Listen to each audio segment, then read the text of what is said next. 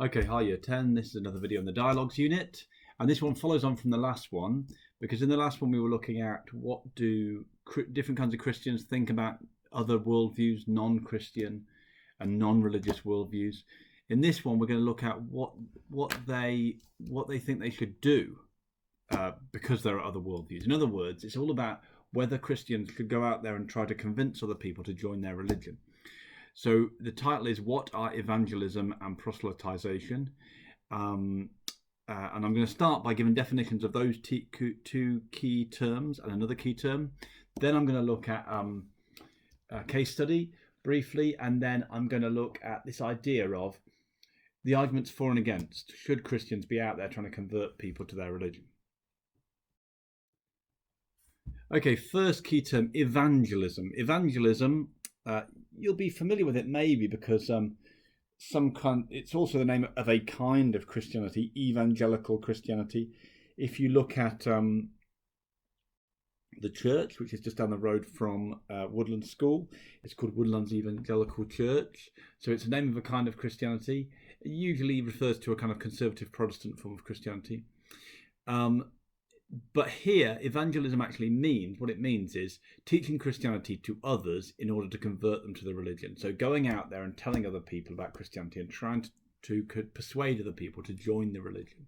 So that's what evangelism is.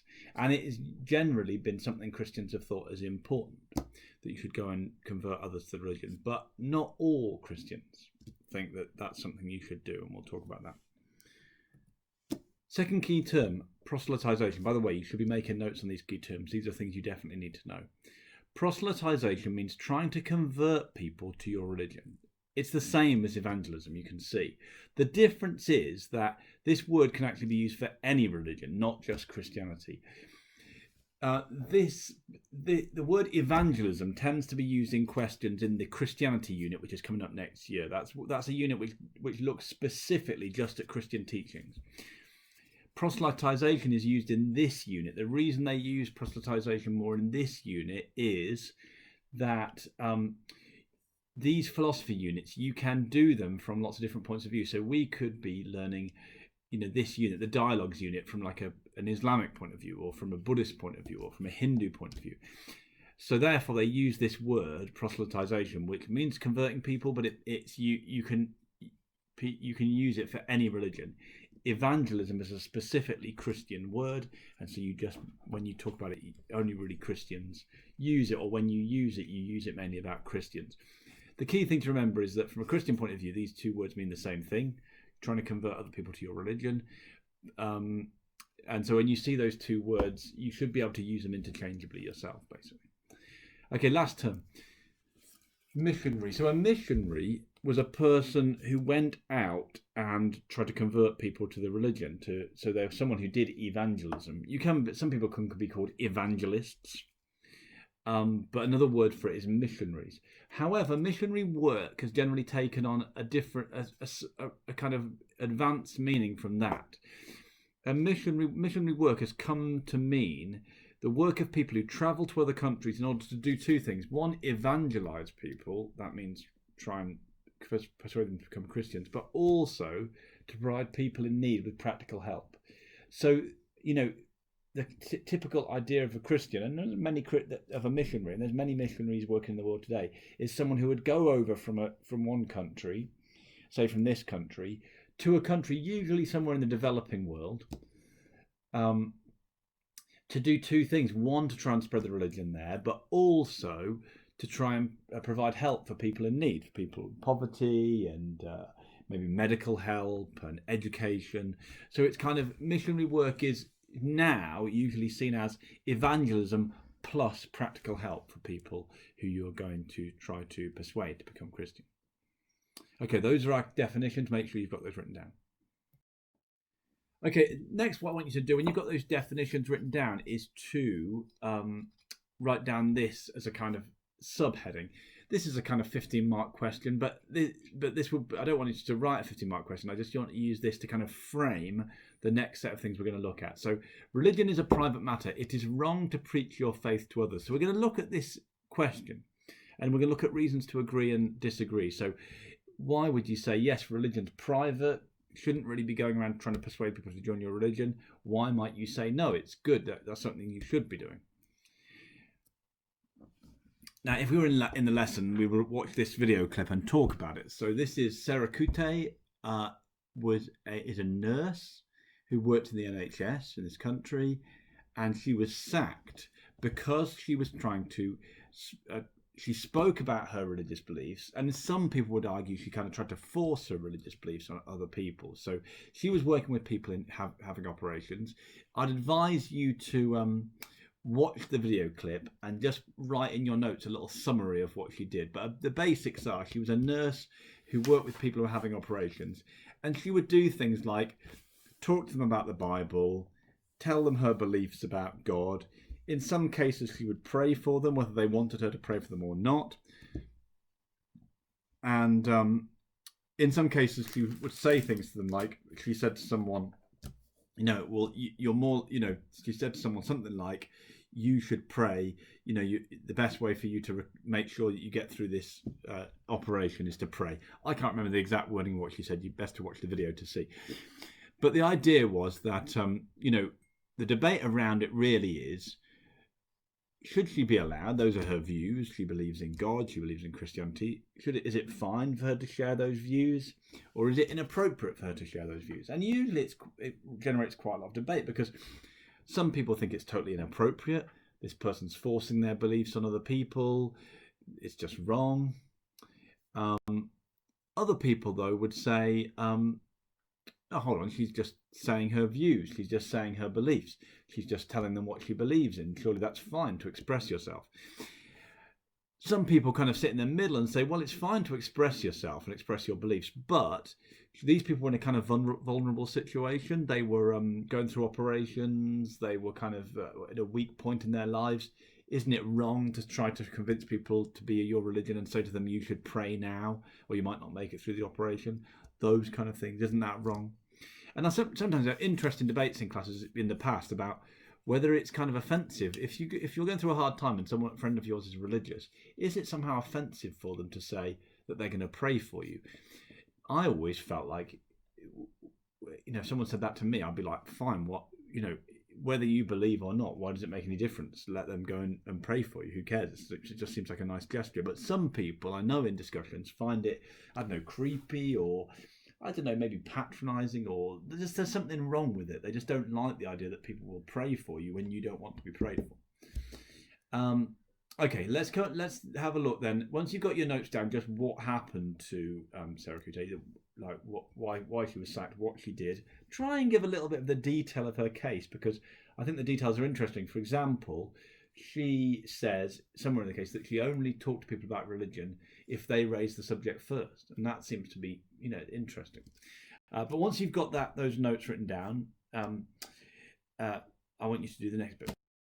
So I want you to put this agree and disagree. So I want you to put an agree and disagree table, and what we're going to do is the next few slides we're going to talk through some religious reasons to agree and disagree, and some non-religious reasons to agree or disagree. So you should be able to get religious reasons on both sides, and religious and non-religious reasons on both sides. Now, make sure you're getting writing these things down the right sides, because it is a bit of a strange way I've worded it.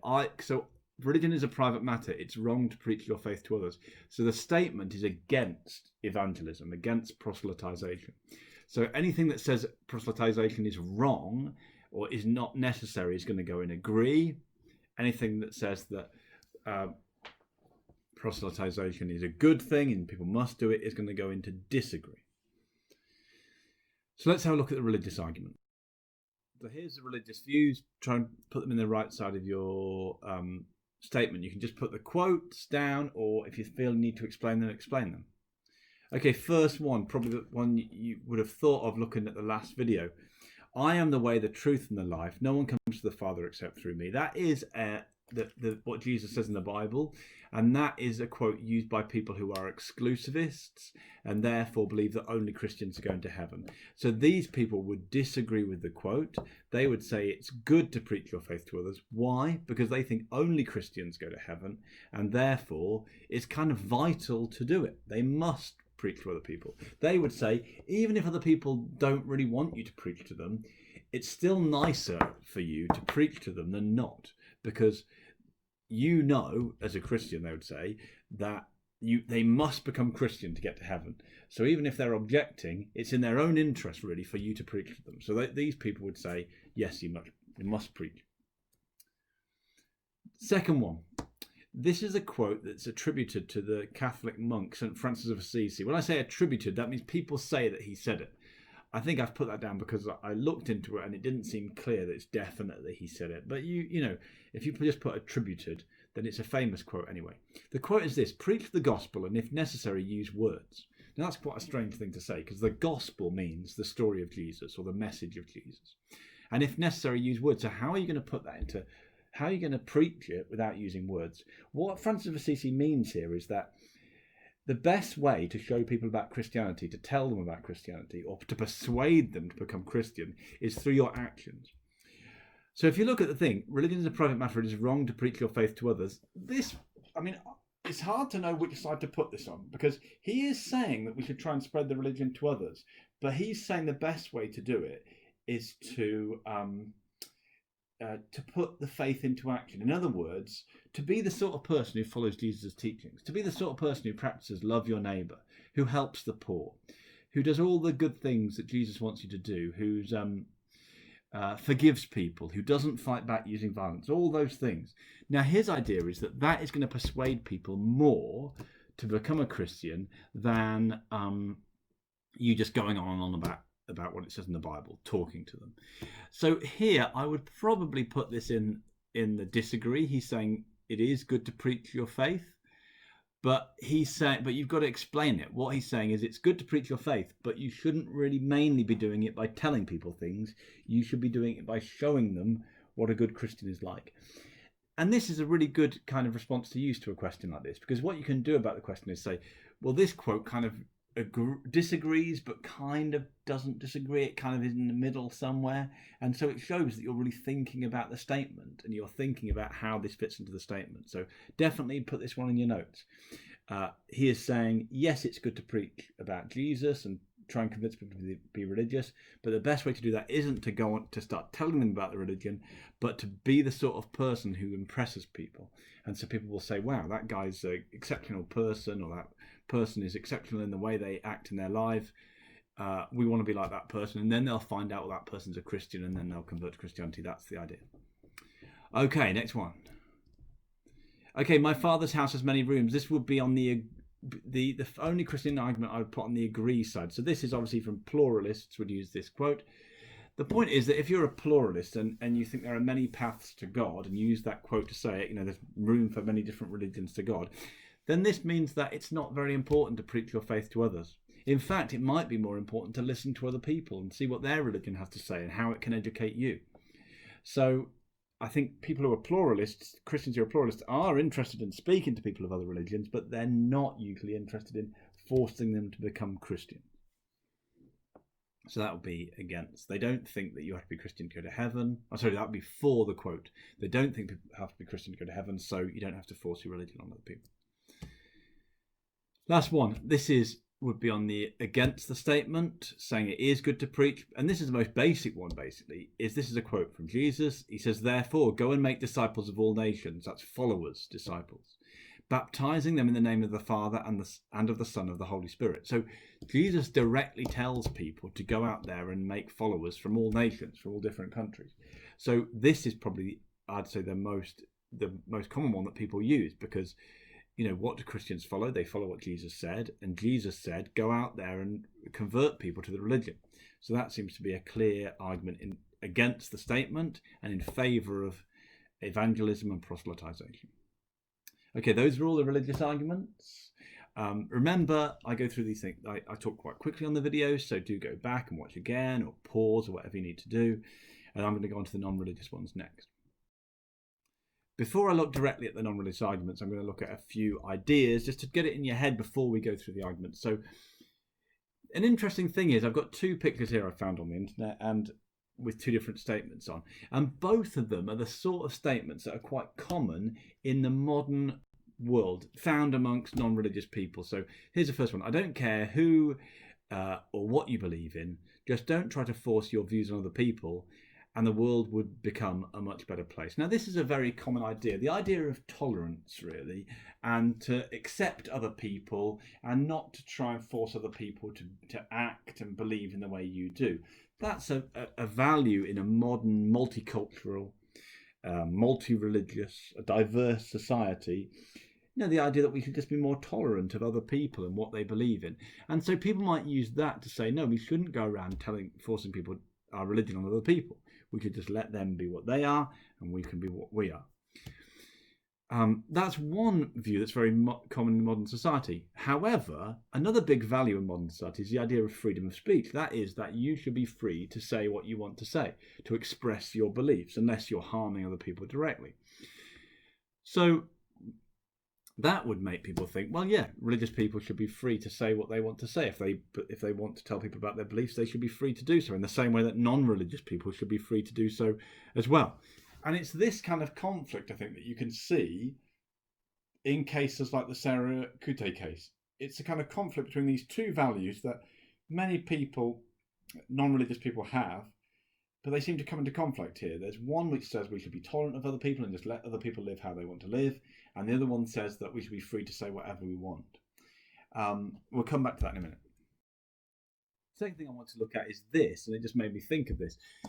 A few years ago, I think it would have been in 2010, maybe before, I really don't know, sometime around there. This bus in London, on the side of buses, I was living in London at that time, so I remember this campaign. In the side of buses, a group of atheists put up this sign, this advert on the side of buses that says, "There's probably no God, now stop worrying and enjoy your life." They're basically just trying to convince people not to be religious, just saying, look, stop worrying about God and afterlife and all this kind of stuff. There's no God, just enjoy your life. This was then followed by another bus campaign on the side of buses, which was from the Christian Party, a Christian political party, and they just did an opposite campaign. There is definitely a God, so join the Christian Party and enjoy your life. So they kind of had this back and forth between the two adverts. Now, what I thought was interesting about that is it would be the question of, well, what would the people who did this campaign on the side of the bus think from the atheist point of view? Would they think it's okay for Christian people to spread their beliefs to others, or would they think it's wrong? And you can probably see both sides, right? Because some of those atheist people might think, well, look, we should be free to say what we want, and religious people should be free to say what they want. We can say that religion's wrong, they can say religion's right, and then everyone can just listen to their different views and make up their own mind. However, some people who are really strongly atheists, and there are some people who believe that religion is not just wrong, but is damaging to society. Those people might argue, well, you know what, atheists should be free to express what they believe, because atheism is correct and is good for society. It's better if people are atheists. That's what they might say. But they might say, well, religion is different. Religion is the atheist argument, I should say this is not my belief, but an atheist belief, that they would say, oh, belief in God is bad for society because there's no proof that God exists, blah, blah, blah, blah, blah. And also because, they might say, well, religion encourages people to be, have negative views towards women. We've seen that in some sexist parts of the Bible, and towards gay people. We've seen that in some parts of the Bible. So therefore, it wouldn't be good for Christian people to express their views. So I think it's interesting that it would be very interesting to see the people who created that sign and say, what do they think about religious people expressing their views and trying to convert people? Do they think it's fine because of free speech, or do they think religion's dangerous and therefore people shouldn't be expressing religious views? I expect that they would probably be in favour of free speech and letting anyone say what they want to say. Okay, let's go on to the written down religious argument. I'm going to try and put some of this stuff into words. So there are three. That's a typo. It should say non-religious views on this slide. I do apologise. So these are the non-religious views. So the first one is free speech is an important human right. So this would be the one that would disagree with the statement, right? Because it's saying the statement says it's wrong to preach your faith to others. This would say, no, you've got freedom of speech. You can preach to other people if you want. So the right to free speech is an important human right. It is one of the human rights listed in the Universal Declaration of Human Rights. So after the Second World War, when the United Nations was formed, that was a group of like the different nations around the world coming together. And the idea was to try and stop anything as bad as World War II happening again. And as part of that, they put forward this thing, the Universal Declaration of Human Rights, to say every human being has certain human rights that you can't take away. You know, they're particularly thinking of what happened in the Holocaust and the idea that, you know, that something like that must never happen again. They listed a certain number of human rights that they think everyone should have. And one of those was the right to free speech. People should be able to express themselves freely without people stopping them. So if you believe in that, then you really should, people really should, who believe in that really should believe that even if they're not religious, that religious people have the right to express their beliefs. Okay, second view would be this. In a multicultural and multi-religious society, we must respect the views of others. And another typo, I'm sorry about this, guys. Another typo on this slide. And not force our views on other people. Not force our views on people. So it shouldn't say we should force our views on people. It should say not force our views on people. That's a bit of a big typo. But this is the point I said before. So other people might say, hold on, freedom of speech is all very well. So this, but in this society where we've got people, lots of different religions and lots of different cultures and faiths and beliefs and stuff, we should respect those people. If we want, we should live in peace with those people and not always be trying to force our views on them. So this would be to agree with the statement, say it's wrong to preach your faith to others. Now, it's worth saying that you can believe in both of these things at the same time.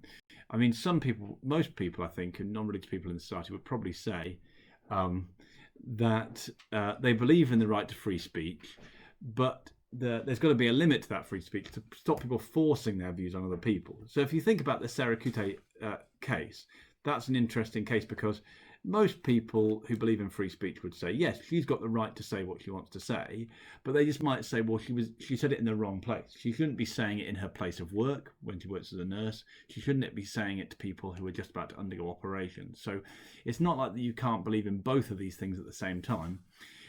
It just might be like where you draw the line. At what point do you have free speech and what point don't you?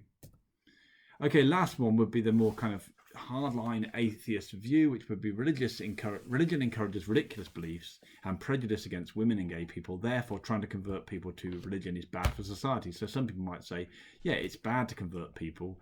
It's bad to let religious people express their views and their beliefs and to convert other people because basically, from an atheist point of view, they believe in bad stuff. And therefore, it's bad for society to make them, to let them go around preaching that stuff to other people. So then we've got the different views. You've got different religious views, why they think it's important to convert people, or why some religious people, particularly pluralists, don't. And then you've got this debate between, well, should we just tolerate people completely and just let them believe whatever they want?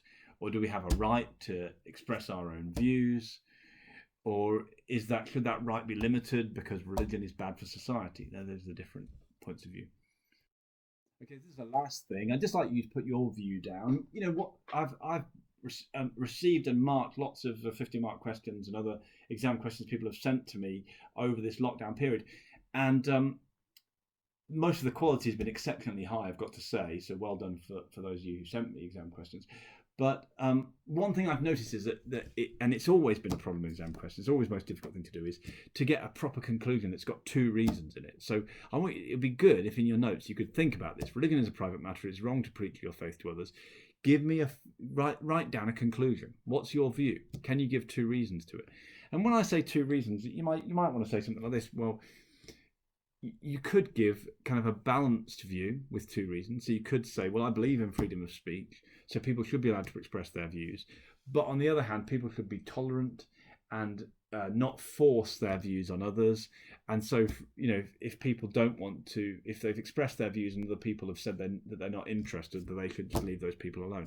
Now, that's really got two views in it, right? Because you've got freedom of speech, but you've also got tolerance of others. So try and give two reasons for what you're saying. Another thing you can say is if you're non-religious, you can still talk about the religious arguments. So you could say, I'm not religious and therefore I don't think that it's right to convert people because otherwise they'll go to hell. and then you give a reason why you do think what you think, if that makes sense. So you can get like 2 reasons that in that way. But see what you can do, and see if you can write yourself a conclusion for an essay like this. Okay, next lesson we'll be looking at Interfaith Dialogue, which is a different way in which religious people talk to people of different faiths. Okay, thanks a lot. Bye.